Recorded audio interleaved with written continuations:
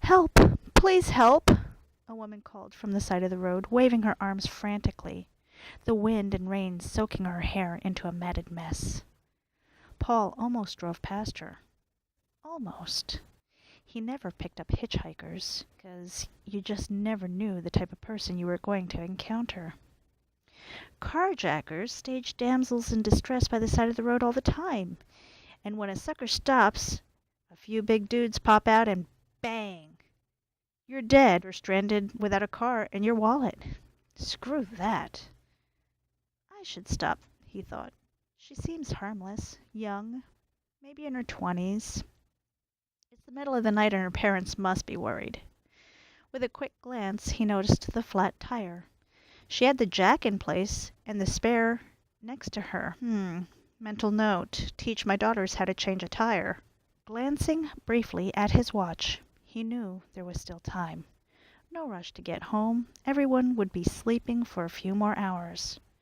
Putting the car in park, he switched off the headlights but left the engine running. If someone was going to jack him, he didn't want broken windows. It's better to get away with your life, right? Besides, the damn car insurance didn't cover glass. As soon as he opened the door, the rain seemed to pound harder. "Hi!" he yelled, trying to be heard over the downpour. "I'm Paul. What's going on?" "I've got a flat," she yelled back, pointing to the culprit.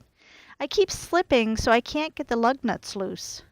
Oh, he thought, so she does know how to change a tire. That's pretty impressive. "Well, let me see what I can do," he hollered back, grabbing the tire iron from her. She nodded, and he could see her shivering from the cold rain. "You know," he started, looking to make sure there was no traffic he had to worry about, "you have to be careful being out here on your own this late at night. There's usually lonely truckers and drunks. You just never know what type of person's gonna stop." "Yeah, my dad says the same thing all the time," she smiled, and visibly relaxed. A dimple appeared on her cheek. That's cute.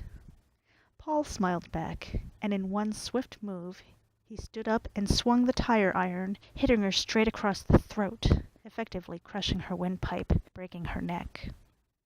She fell on her back like a rag doll, her head in an awkward tilt. Fascinated, he watched her eyes go from surprise to shock to nothing. Lights out. "You really should have listened to your father," he murmured. Looking at his watch again, there was still time, but he had to get moving. Rain still beating, and no traffic or witnesses to take care of, he lifted the girl and put her in the trunk of his car, right next to the shovel, pickaxe, and his first victim of the night. 2 for 1, he thought. As he got back in the car, he couldn't help whistling a happy little tune.